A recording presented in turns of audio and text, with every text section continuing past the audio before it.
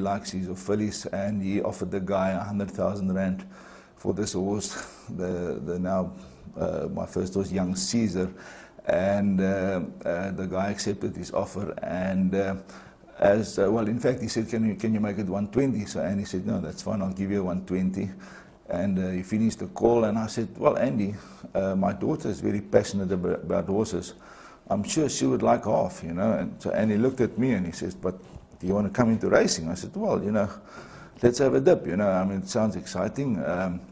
So we ended up with 50% of Young Caesar. And Young Caesar, the first 7 runs, 2 wins, 4 seconds, and a 4th. Now, you know, that's the worst thing that can happen, you know, if your first horses run well. And I think Marcus Jooste also had a horse that did well in the beginning, and I think that also got him into buying all the horses. Well, we're going to pick up Young Caesar here, and we can talk over it. You can see her in your famous lime-coloured sort of silks with this purple spots. How did you end up with colours like that? She is on the outside. Yeah, well, that colours is actually our Tacky Town colours. Yeah. You know, the neon yellow with the purple. So we designed like neon yellow and purple dots. And I think the nice thing of it is it's very visible. So it sure is. When our horses race, you can't miss them. You know, and that's one good thing that I've done.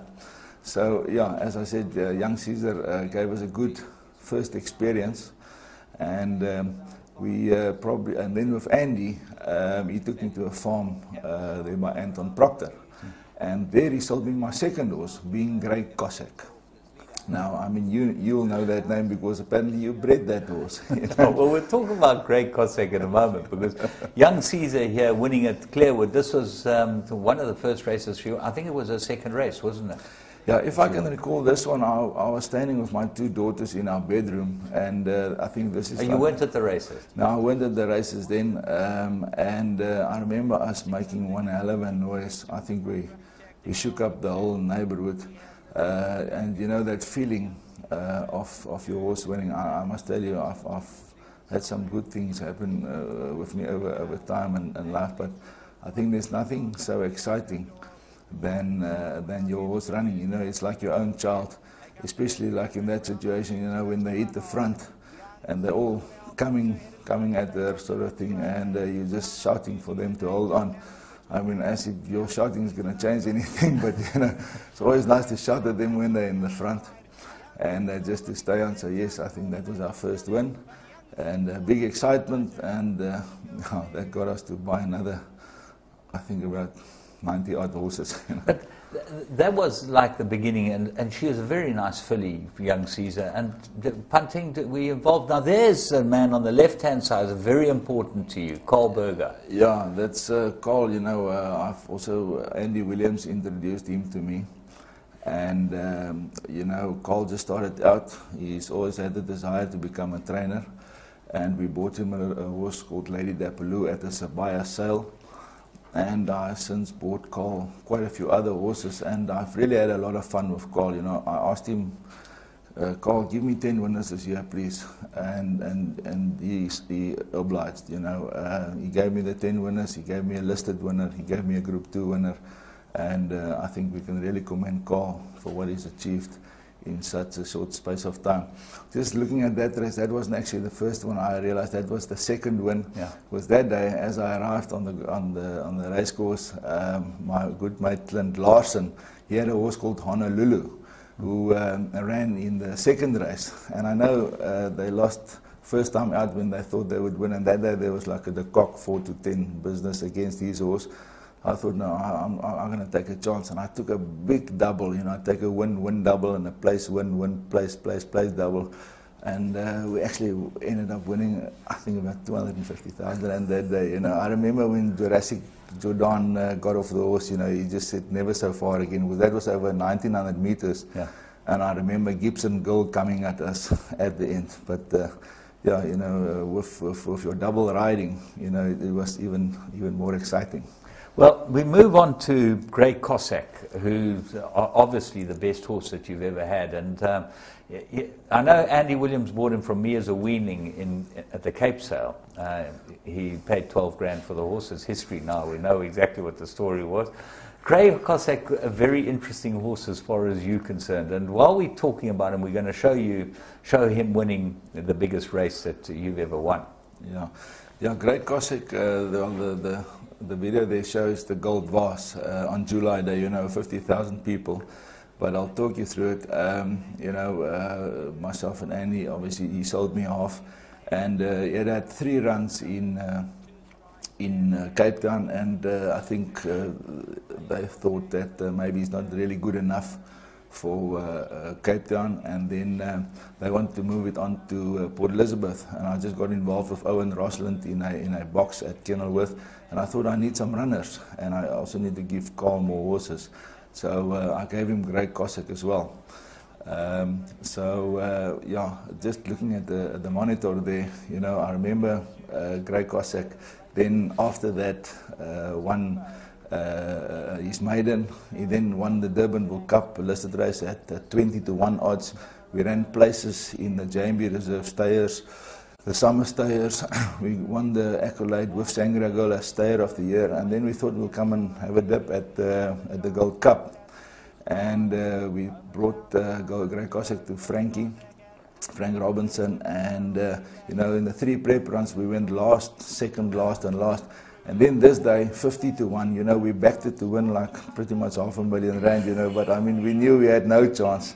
And when he went to the front, I was swearing at the jockey, and he just held on, you know, and I couldn't believe it, you know, and Predestination came past us, and we came back at it, and it was a heads up, heads down affair. And you know, the commentator wasn't sure which one had won, neither were myself. And as they sort of just showed the replay, we realized, Greg Enion called him Grootkop, you know, and we just actually won by the smallest of winning margins, you know, as I said, at a lovely price of 50-1. Because of that, we also ended up winning the Pick Six twice. I actually thought I won it once. But my mate David van der Vyver, the next morning at breakfast, pointed out to me, I thought I'd won 118,000 on the Pick Six. He said, listen, you've actually won double that, you know. So it was really just coming in bucket loads. Yeah, you can see this there. Was a very gutsy win, wasn't it? So if ever we lose like that, I will never complain, you know, Yeah. because the day when it counted, we actually got up and won it. Yeah, interesting about Grey Cossack was Carl relates to me when he won the Durbanville Cup. You were sitting watching rugby, and you had a big bet on the rugby, and won a rugby or cricket game. Was it a cricket game that you had a bet on? It could be either, you know. I think these days we pretty much bet on it, you know, on the rugby and the cricket. But you've got some interesting men you've brought into the game. Brian Katzen would be one that I'd mention because he owns Swansea Football Club. Yeah, that guy is an ex-Cape Townian. He became a supplier of mine, and I know him and a couple of mates bought Swansea when they were still, I think, playing in the 4th division. And I dragged him along to the racing one day. And in fact, the morning of the Durbanville Cup, he told me that he'll take 25% of Grey Cossack. And we ended up winning, and he also seemed like a very, very lucky guy.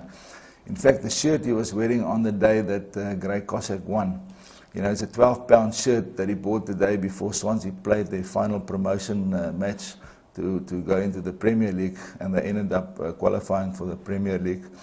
And then the second time he wore the shirt was when Grey Cossack ran, and you know, he pretty much flew in. He saw the horse won, and he flew out, you know. So I pulled him in, and yes, then I pulled in quite a few other guys, some of my suppliers, some landlords, people that, you know, is well-to-do and can afford to be in this fantastic business, you know. And they love racing with you, these guys. You know, a lot of people, you can see they've never been exposed to it, you know, and every time I expose somebody to it, you know, they just enjoy it. And I've been so fortunate that everybody that I've brought into this business has been a winner, except Jannie Moelman, you know, which is the last guy. And we've got a horse called Foam Party that I'm 100% will win this coming Wednesday. He ran second the other day. We might scratch him because I think Carl just phoned me this morning. There might be a little niggle, but he will win next time out.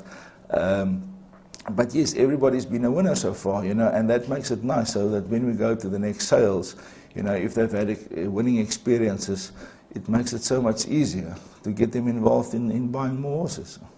Bram, we wish you the very best in the future. We hope you buy lots of good horses, bring in lots of nice people, and have lots of fun, because you are one of the real characters in the game. And Winning Ways is proud to have you on the show. Well done. Thank you, James. Bram van Heesteen, he's a wonderful chap and fantastic asset to racing, and it just shows you, to anyone who's just watching out there, the horse racing business can bring excitement that you just would never believe you could have in your life. From me, James Goodman, and the Winning Ways team, have a great week's racing.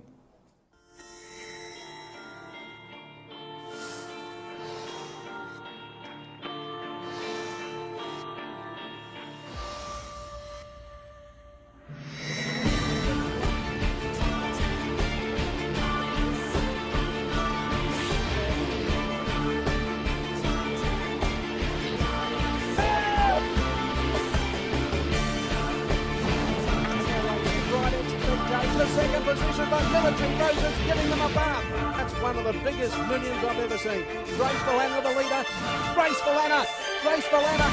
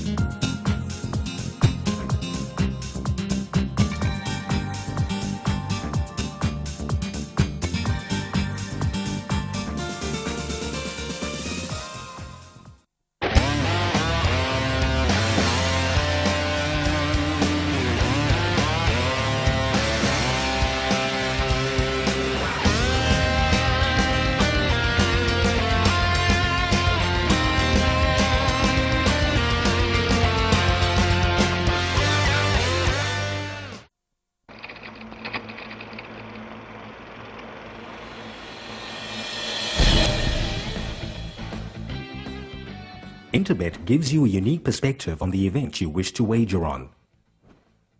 The trading screen provides a complete status picture, enabling you to make a more informed decision. For example, take a look at the percentage at the top of the back column. The closer the number is to 100%, the higher the overall wagerings become. If you watch this number over time, you will see that it starts off relatively high and drops as the race time draws near, improving the betting position right before the race. To see where the action is taking place, you can see the odds column to see the situation for each horse. Green means that there is more money on the horse and therefore the odds are shortening.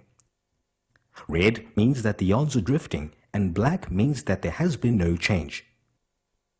You can use these trends to better anticipate where the market is going and make more informed decisions when placing a bet on request, for example. Remember that as the race time gets closer, there is a chance you will run out of time, and that your bet on request will not be confirmed also increases. Wagering on horses requires knowledge and luck, and we are here to help you gain the knowledge and get up-to-date information so you can make far more informed decisions and get an action-packed experience.